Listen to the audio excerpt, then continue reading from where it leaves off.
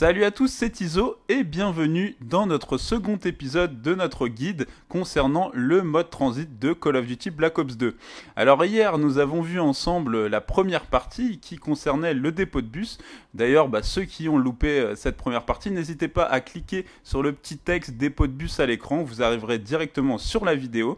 Et aujourd'hui donc on va se pencher sur la deuxième zone accessible avec le bus, à savoir le restaurant. Et vous allez voir qu'il y a quand même pas mal de petits secrets, pas mal de petites cachettes. Donc on se retrouve tout de suite in-game pour découvrir ça ensemble. Et voilà, nous sommes de retour. Donc on arrive tout juste sur cette deuxième map du mode transit. Donc la map du restaurant, du diner en anglais. Alors là, je vais vous montrer la première pièce très importante à ouvrir. Donc c'est cette pièce. Donc vous avez devant vous, qu'est-ce que c'est? Vous l'avez tous reconnu, la boîte magique. Alors dans cette boîte magique, vous pourrez trouver le petit pistolet laser, mais aussi des grenades IEM. Là, moi, je suis tombé sur un Colt Anaconda qui est très puissant. Regardez. Une petite triple. Alors j'avoue j'étais assez surpris, ça m'a fait bien délirer de mettre la triple. Alors là vous voyez l'établi donc de cette map. Alors on va être un petit peu à la quête des pièces. Vous voyez que je frotte un petit peu tous les murs. Donc vous aurez une pièce qui sera souvent sur la voiture puisque c'est une porte de voiture. Mais elle peut être un petit peu partout dans ce garage puisque comme je vous l'avais dit, les pièces réapparaissent de manière aléatoire. Alors là sur cette étagère vous pouvez avoir une radio. Alors elle est rarement là mais des fois elle peut respawn ici. Et c'est en fait une radio qui vous servira pour le secret final, mais on y reviendra un peu plus tard. Donc là on rentre dans le restaurant. Alors ce petit restaurant se cache un MP5 donc qui peut vous être très utile, mais bon là moi je l'ai pas pris puisque j'ai mon Colt Anaconda qui one shot, donc pourquoi prendre un MP5.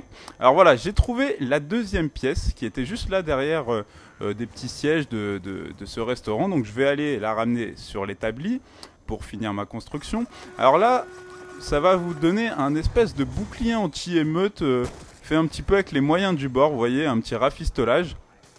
Et vous allez voir qu'il est très puissant. Donc là, voilà, très bien ce passage-là. J'avais une turbine sur moi et malheureusement, on ne peut pas avoir deux machines en même temps. Donc j'ai dû lâcher ma turbine pour prendre ce bouclier. Et vous voyez, regardez comment c'est vraiment fun. J'ai vraiment kiffé ce bouclier. Vous mettez un coup de bouclier aux zombies et là, ils se sont projetés à une dizaine de mètres. Vous pouvez même faire, regardez, hop, deux en même temps. Un petit collate, si on peut dire ça. Donc c'est vraiment fun. Ça vous permet d'économiser vos balles. Malheureusement, ce n'est pas infini. Donc au bout d'un certain temps, vous allez mettre un coup et vous allez détruire votre bouclier. Mais si vous êtes à côté de l'établi, vous pourrez rechercher un nouveau bouclier tout neuf. Alors là maintenant on retourne dans le restaurant pour vous montrer une machine très importante. En fait c'est la machine qui va vous donner l'atout passe-passe. Alors passe-passe vous connaissez tous, c'est ce qui vous permet de recharger plus rapidement. Donc vous le voyez à l'écran. Regardez la vitesse à laquelle je recharge mon Anaconda, c'est vraiment magnifique. Hop. Par contre, petit défaut, dès que vous récupérez votre turbine, la machine n'est plus alimentée et donc l'effet passe-passe se dissipe. Donc c'est vrai que c'est un peu dommage, mais ce qu'il va vous falloir faire, c'est un peu plus tard, vous allez activer l'électricité. Donc c'est toujours bien de récupérer l'atout passe-passe dès maintenant. Comme ça, quand vous activerez l'électricité, vous l'aurez déjà. Alors là, je vous montre une cabane où vous pourrez trouver une pièce du bus. Donc je vous l'avais dit dans le numéro précédent, cette pièce en fait a deux fonctions.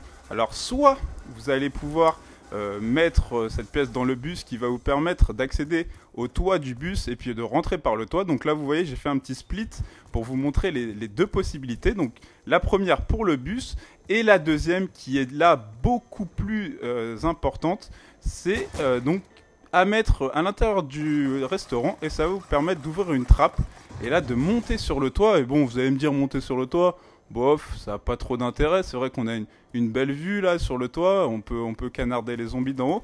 Mais non, ce n'est pas tout. Vous voyez sur le mur un magnifique taser en fait. En français, j'avoue, je sais pas trop comment ils l'ont appelé.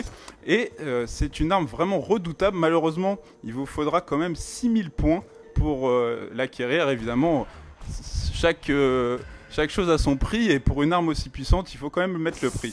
Donc là, vous allez voir, vous pouvez, en fait, ça remplace votre coup de couteau et ça vous met donc ce petit taser qui one-shot les zombies. Alors ça, c'est vraiment magnifique. Vous allez voir comment je vais faire un carnage avec.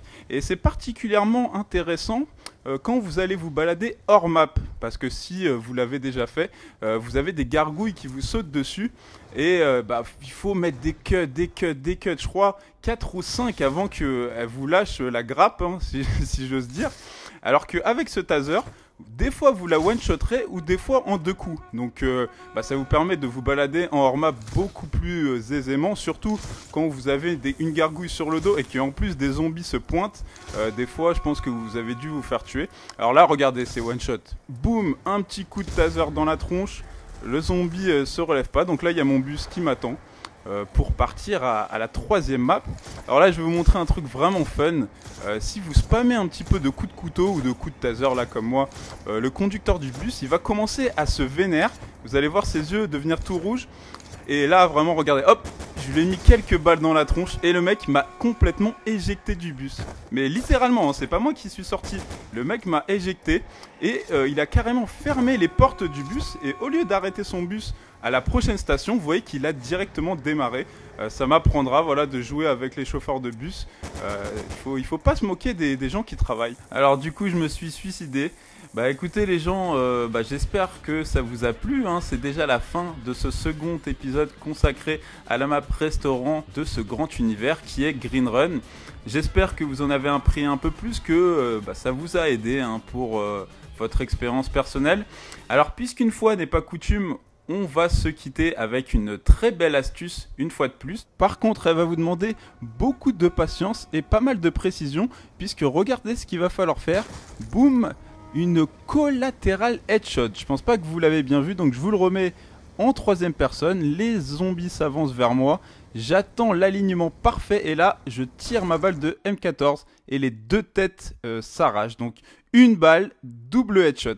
Et comme vous pouvez voir derrière le 2e zombie, une lumière verte est apparue, la même que pour le tutoriel pour avoir Quick Revive illimité. Alors qu'est-ce que vous avez débloqué?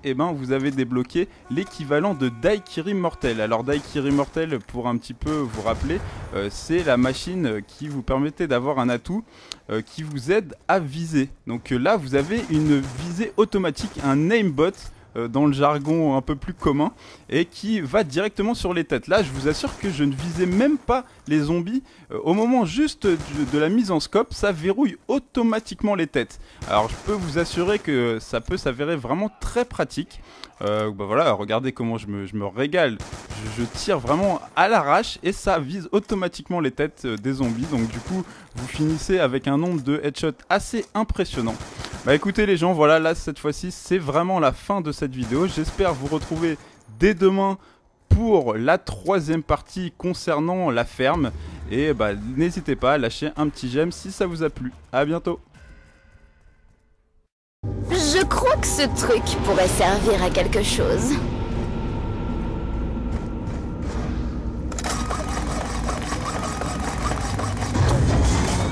Stu, c'est ton jour de chance! Tu vas pouvoir me battre au couteau!